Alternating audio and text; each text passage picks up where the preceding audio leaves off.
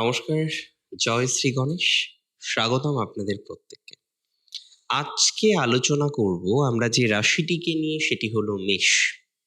এবং যে গুরুত্বপূর্ণ বিষয় নিয়ে আমরা 2026-এ আলোচনা করতে চলেছি, সেটি হলো রবির সঞ্চার। আপনারা ইতিমধ্যেই জানেন যে রবির বছর হলো 2026।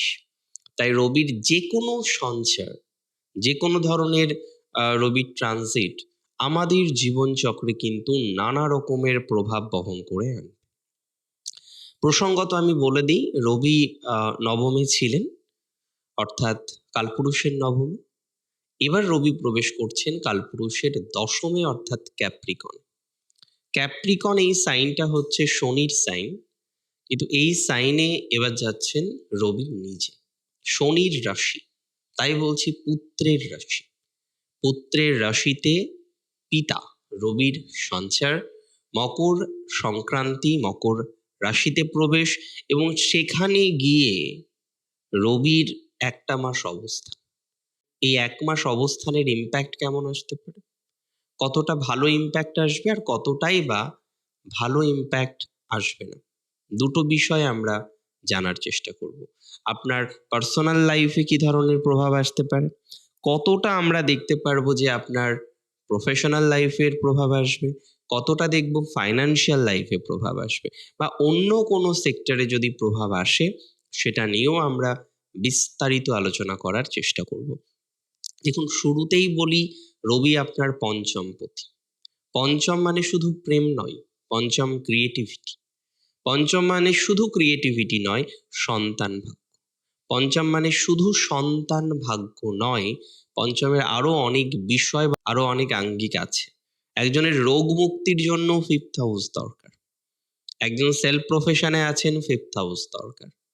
একজন ব্যক্তি কোনো না কোনো ভাবে তার প্রফেশন, চাকরিটাকে পরিবর্তন করতে চাইছে, স্পেশালি চাকরি, পঞ্চমের গুরুত্ব কিন্তু তার ক্ষেত্রে অপরিসীম। তাহলে ফিফথ হাউস ইজ ইম্পর্টেন্ট। আজকে দশমে যাচ্ছে রবি, এবং দশমে রবি যে কমফোর্টেবল নয় তা কিন্তু নয়, দশমে রবি কিছুটা হলেও কমফোর্টেবল।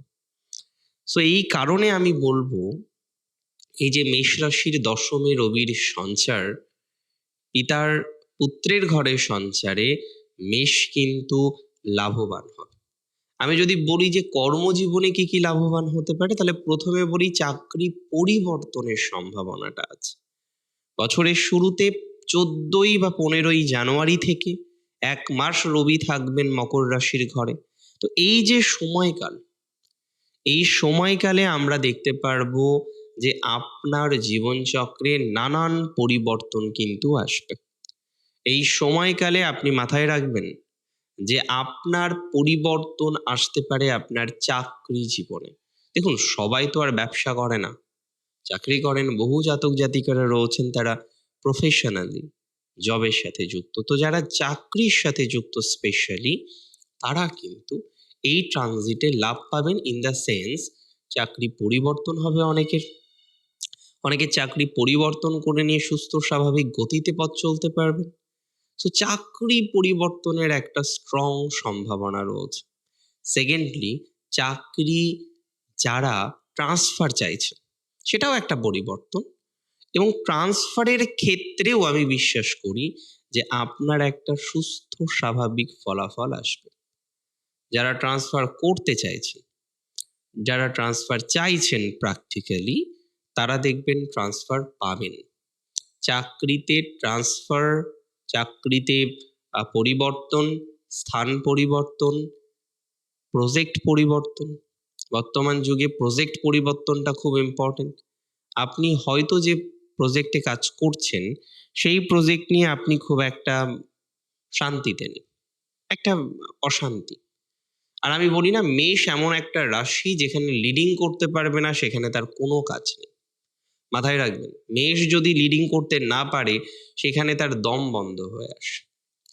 মেষ যদি তার নিজের শক্তিটাকে প্রদর্শন করতে না পারে, সেখানে তার দম বন্ধ হয়ে যাওয়ার মতো অবস্থা।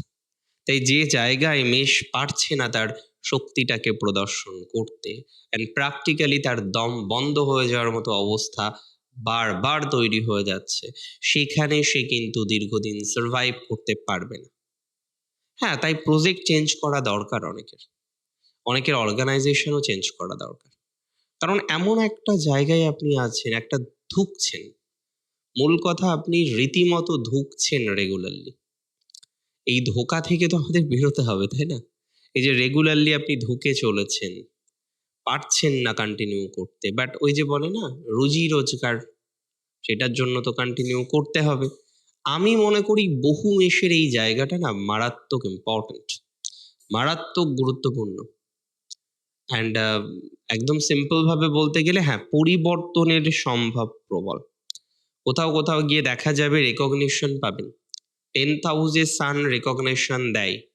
অনেকের গুরুজনের সাথে সম্পর্ক উন্নতি হতে পারে, যে পিতার সাথে দীর্ঘদিন ধরে আপনার সম্পর্কটা ভালো নয়, পিতার সাথে দীর্ঘদিন ধরে আপনার বন্ডিংটা ভালো নয়, আপনি সেই বন্ডিং এর ক্ষেত্রে, সেই রিলেশনশিপের ক্ষেত্রে অনেকটাই কিন্তু ইমপ্রুভমেন্টের জায়গা পেতে পারেন, বা সম্ভাবনা আছে যে পিতার সাথে আপনার বন্ধে সেটা কিন্তু ডেভেলপড করবে, পিতার সাথে আপনার সম্পর্ক সেটা কিন্তু ডেভেলপড করবে, পিতার সাথে আপনার রিলেশনশিপ সেটা কিন্তু ডেভেলপড করবে, এবং একটা হাই সম্ভাবনা আছে যে পিতার সাথে আপনার সম্পর্কটা রিবিল্ড হলো, পুনরায় বেটার দিকে গেল, বা বেটার দিকে যাওয়ার একটা সম্ভাবনা আমরা কিন্তু ইজিলি লক্ষ্য করতে পারবো। আমি মনে করি অনেকেই যশ পাবেন। এই যে ট্রানজিটটা আমরা পাচ্ছি না, মান যশ বৃদ্ধিপ্রাপ্ত হবে, অনেকটাই যশ বৃদ্ধিপ্রাপ্ত হওয়ার সংযোগ রয়েছে। একদম স্পেসিফিক ভাবে আমি আপনাকে বলছি, সম্মান বাড়বে। অনেকের ক্ষেত্রে আমরা দেখতে পারবো যে সম্মান বাড়তে চলেছে। নো ডাউট এটা আপনার জন্য শুভ একটা সমন্বয়। দেখুন, সবাই সেম কন্ডিশনে নেই। অনেকে শুধু টাকা চায় না, তার একটু সম্মান প্রয়োজন, এবং এই সংখ্যাটা মেষের মধ্যে প্রচুর। তবে পার্সোনাল ক্ষেত্রেও আমি এই সঞ্চারের কিছু ভালো দিক দেখলাম।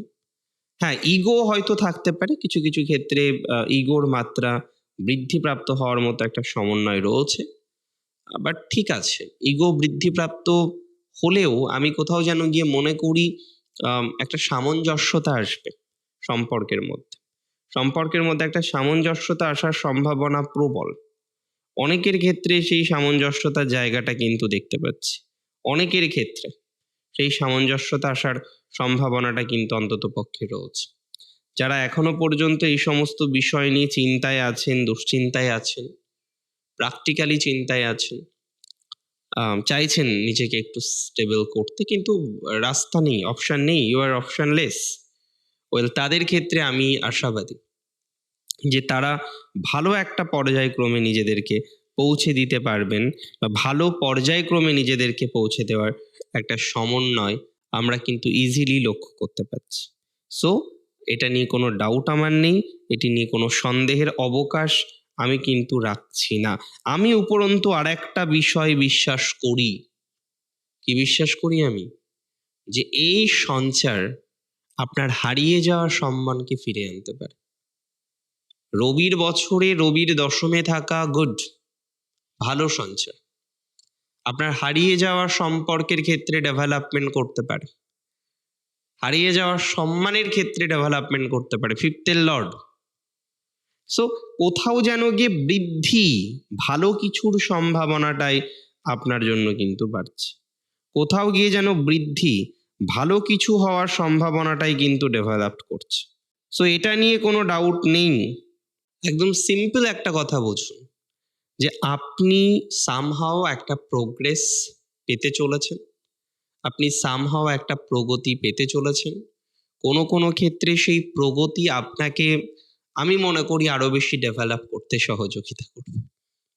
কিছু অপশনস পাবেন, নতুন কোনো সুযোগ পাবেন, প্রফেশনাল লাইফে নতুন সুযোগ সুবিধা আসার অপরচুনিটিস রয়েছে, এবং এটা কিন্তু 100% কনফার্ম যে নতুন সুযোগ সুবিধাগুলো আপনার আসবে। ম্যাক্সিমাম ক্ষেত্রে নতুন নতুন অপরচুনিটিস গুলো আপনার আসবে, ম্যাক্সিমাম ক্ষেত্রে নতুন নতুন সুযোগগুলো আপনার আসবে। সুতরাং এখানে কিন্তু একটা ইম্পর্টেন্সি আমরা দেখছি, যে সামহাও একটা স্টেবিলিটি, সামহাও কিছু গুড ভাইবস আপনি পেতে চলেছেন। একটা সিম্পল রেমেডি বলবো, সেটি হলো প্রত্যহ সূর্যের বছরে সূর্যদেবকে শুধু জল নিবেদন নয়, কিপ ইন দ্য মাইন্ড, অর্ঘ্য নিবেদন করুন।